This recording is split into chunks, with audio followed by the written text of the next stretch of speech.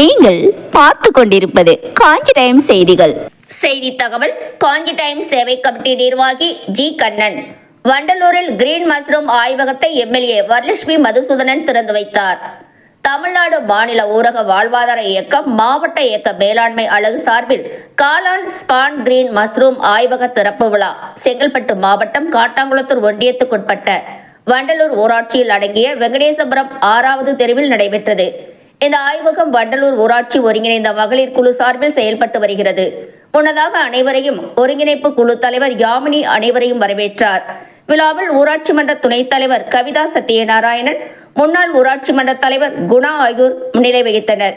நிகழ்ச்சியில் சிறப்பு விருந்தினர்களாக செங்கல்பட்டு சட்டமன்ற உறுப்பினர் வரலட்சுமி மதுசூதனன், காட்டாங்குளத்தூர் ஒன்றிய குழு தலைவர் உதயா கருணாகரன், காட்டாங்குளத்தூர் வடக்கு ஒன்றிய திமுக செயலாளர் MD லோகநாதன் ஆகியோர் கலந்து கொண்டு குத்து விளக்கேற்றி ஆய்வகத்தை திறந்து வைத்தனர். நிகழ்ச்சியில் வண்டலூர் திமுக முக்கிய பிரமுகர் எஸ் ஜானகிராமன், பகுதி வார்டு கவுன்சிலர் பெருமாள், மகளிர் குழு நிர்வாகிகள், உறுப்பினர்கள், ஊராட்சி மன்ற உறுப்பினர்கள், திமுக நிர்வாகிகள் உட்பட பலர் பங்கேற்றனர். காஞ்சி டைம்ஸ் செய்தி சேனலை சப்ஸ்கிரைப் பண்ணுங்க, லைக் பண்ணுங்க, கமெண்ட் பண்ணுங்க, ஷேர் பண்ணுங்க, கூடவே பெல் பட்டனை பிரஸ் பண்ணுங்க.